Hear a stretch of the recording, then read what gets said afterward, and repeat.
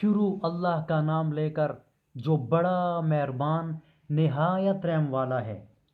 الف لام را، یہ وہ کتاب ہے کہ جس کی آیاتیں مستحکم ہیں اور اللہ حکیم اور خبیر کی طرف سے بتفصیل بیان کر دی گئی ہیں۔ وہ یہ کہ اللہ کے سوا کسی کی عبادت نہ کرو، میں اس کی طرف سے تم کو ڈر سنانے والا اور خوشخبری دینے والا ہوں، اور یہ کہ اپنے پروردگار سے بخشش مانگو اور اس کے آگے توبہ کرو، وہ تم کو ایک وقت مقرر تک متاع نیک سے بہرہ مند کرے گا اور ہر سائے بزرگی کو اس کی بزرگی کی داد دے گا، اور اگر روگردانی کرو گے تو مجھے تمہارے بارے میں قیامت کے بڑے دن کے عذاب کا ڈر ہے۔ تم سب کو اللہ کی طرف لوٹ کر جانا ہے اور وہ ہر چیز پر قادر ہے۔ دیکھو، یہ اپنے سینوں کو دوہرا کرتے ہیں تاکہ اللہ سے پردہ کریں۔ سن رکھو، جس وقت یہ کپڑوں میں لپٹ کر پڑھتے ہیں تب بھی، اور ان کی چھپی اور کھلی باتوں کو جانتا ہے، وہ تو دلوں تک کی باتوں سے آگاہ ہے۔ اور زمین پر کوئی چلنے والا نہیں مگر اس کا رزق اللہ کے ذمے ہے، وہ جہاں رہتا ہے اسے بھی جانتا ہے اور جہاں سونپا جاتا ہے اسے بھی۔ یہ سب کچھ کتاب روشن میں لکھا ہوا ہے، اور وہی تو ہے جس نے آسمانوں اور زمین کو 6 دن میں بنایا، اور اس وقت اس کا عرش پانی پر تھا۔ تمہارے پیدا کرنے سے مقصود یہ ہے کہ وہ تم کو آزمائے کہ تم میں عمل کے لحاظ سے کون بہتر ہے۔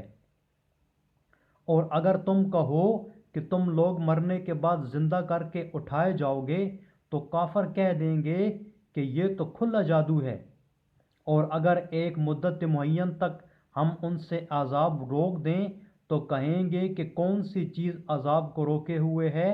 دیکھو، جس روز وہ ان پر واقع ہوگا پھر ٹلنے کا نہیں، اور جس چیز کے ساتھ یہ استہزاء کیا کرتے ہیں وہ ان کو گھیر لے گی۔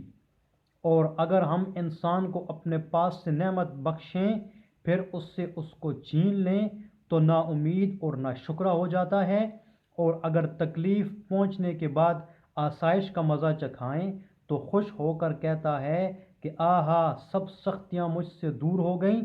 بے شک وہ خوشیاں منانے والا اور فخر کرنے والا ہے۔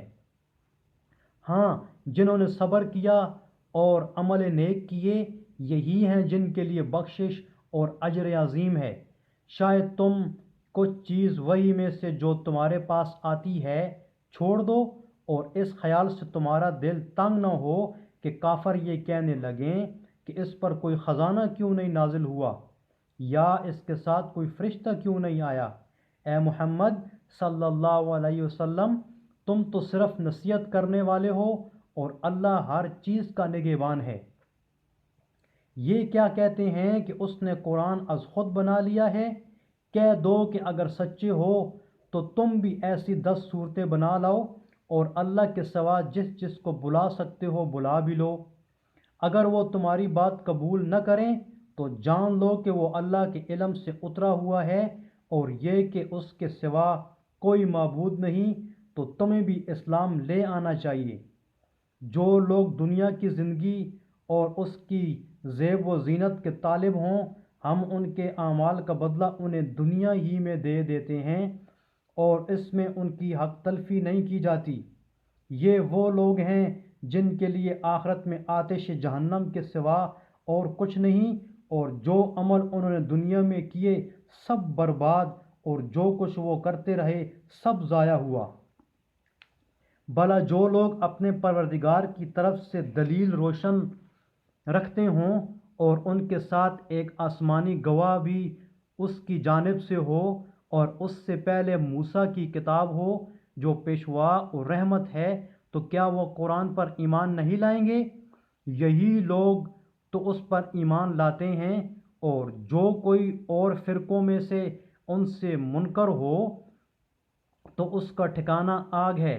تو تم اس قرآن سے شک میں نہ ہونا، یہ تمہارے پروردگار کی طرف سے حق ہے، لیکن اکثر لوگ ایمان نہیں لاتے۔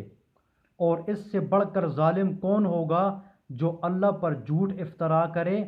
ایسے لوگ اللہ کے سامنے پیش کیے جائیں گے اور گواہ کہیں گے کہ یہی لوگ ہیں جنہوں نے اپنے پروردگار پر جھوٹ بولا تھا۔ سن رکھو کہ ظالموں پر اللہ کی لعنت ہے، جو اللہ کے رستے سے روکتے اور اس میں کجی چاہتے ہیں، اور وہ آخرت سے بھی انکار کرتے ہیں۔ یہ لوگ زمین میں کہیں بھاگ کر اللہ کو تو ہرا نہیں سکتے، اور نہ اللہ کے سوا کوئی ان کا حمایتی ہے۔ اے پیغمبر صلی اللہ علیہ وسلم، ان کو دگنا عذاب دیا جائے گا، کیونکہ یہ شدت کفر سے تمہاری بات نہیں سن سکتے تھے اور نہ تم کو دیکھ سکتے تھے۔ یہی ہیں جنہوں نے اپنے لیے اپنے آپ کو خسارے میں ڈالا، اور جو کچھ وہ افترا کیا کرتے تھے ان سے جاتا رہا۔ بلا شبہ یہ لوگ آخرت میں سب سے زیادہ نقصان پانے والے ہیں۔ جو لوگ ایمان لائے اور عمل نیک کیے اور اپنے پروردگار کے آگے عاجزی کی، یہی صاحب جنت ہیں، ہمیشہ اس میں رہیں گے۔ دونوں فرقوں یعنی کافر و مومن کی مثال ایسی ہے جیسے ایک اندھا بہرا ہو اور ایک دیکھتا سنتا۔ بھلا دونوں کا حال یکساں تو ہو سکتا ہے، پھر تم سوچتے کیوں نہیں؟ اور ہم نے نوح کو ان کی قوم کی طرف بھیجا تو انہوں نے ان سے کہا